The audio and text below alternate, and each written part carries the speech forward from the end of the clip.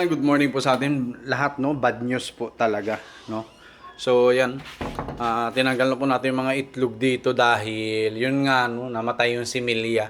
Kasi nilipat natin yan eh. 2 times yata natin nilipat kung di ako nagkakamali. Una galing sila rito dahil sa kagustuhan ko malagyan ulit ito pag napisa nga yun, no? So, nilipat natin sa DIY incubator po natin. Tapos nilipat na naman natin dito. So, yun po, no? Medyo pumalpak tayo, no? At ito, ang dami nating itlog ng pugo ngayon. Ito mga to hindi masasayang. Dahil wala tayong sasayangin dito sa yard natin, no? So, ito po ay... Wait lang. Ilalaga po natin. Siyempre. Ayan, oh. Ayan, ilalaga po natin lahat yan para at least hindi naman masayang po, no, yung itlog, no? At para at least mapakinabangan. Kasi nakakapanghinayang po, no? Nakakapanghinayang talaga. Lalo biyaya pa rin yan, kahit sabihin nating palpak, biyaya pa rin po yan, no? Biyaya ng nasa taas. Kaya hanggat maaari ay wala po tayong sasayangin, no? Wala tayong sasayangin. So mamaya na po natin yan ilalaga. Nakakainis.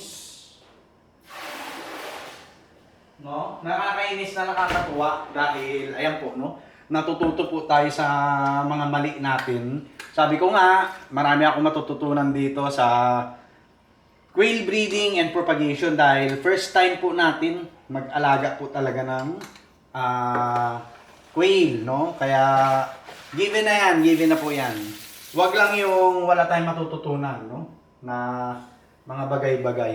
Okay? So, i-refresh natin yung mga breeders din natin para at least maiwasan natin yung ganyan, no? May iwasan natin. So, yun. Back to Keme na naman tayo. At okay lang po yan, okay lang yan, no? Wag lang yung paulit-ulit tayo magkakamali, no? Sa buhay, no? At halimbawa, okay lang na paulit-ulit basta sa iba-ibang bagay, no? Tapos matututo tayo.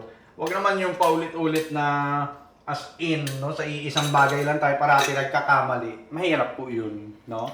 Mahirap po yun. So yan, mamaya po, lalaga natin yan. Ay, sayang po, no? Sayang. At yung iba dyan, papamigay natin sa kapitbahay para at least kung sino may gusto, no? Kasi sayang to eh. Sobrang sayang po nito, no? At ano natin yan, ilalaga, no? Alright? So, yun lang po, no? Lesson learned. Kailangan wag lipat ng lipat. Tapos ang ginawa ko po, binalik ko na yung roller. Sige na, kahit konti na lang. Ang ma-incubate natin, basta't sure tayo, no? Basta't sure po tayo. Ayan, no? So, linis na yan. Nilinis ko na, no? Para at least, ready na naman sa susunod, no? Na, ano. So, failed attempt tayo dito sa, tawag rito. Batch 2, 3, and 4. Tama ba? Oo. Sa batch 2, 3, and 4 po, no? So, ganyan po kahirap, no? Pag nag-aaral pa lang po tayo ng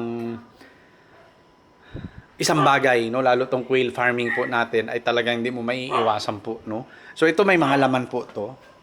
Walang duda. Hahayaan na po natin yan dyan. Hahayaan na po natin.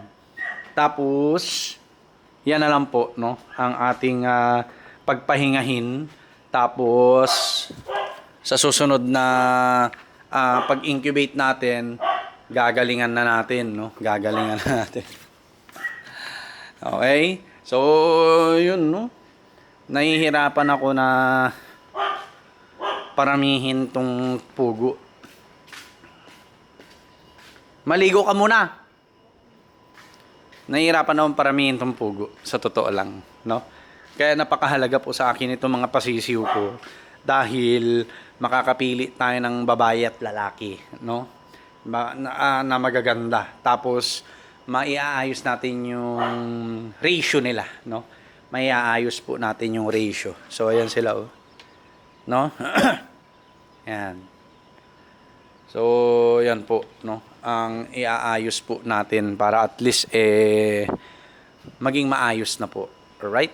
Tapos yung mga breeders po natin dyan, lilipat na natin dito. No? Ililipat na natin dyan. Alright? So, yun lang. May aabangan pa naman po tayo. Huwag kayong mag-alala. Ayan, oh. No? Ayan, aabangan natin. Ito mga to po, walang duda to. May laman po talaga. Pero, ang hatching date nila is, burahin na natin to. May 31. Ayan, oh. Burahin na natin. Sayang, no?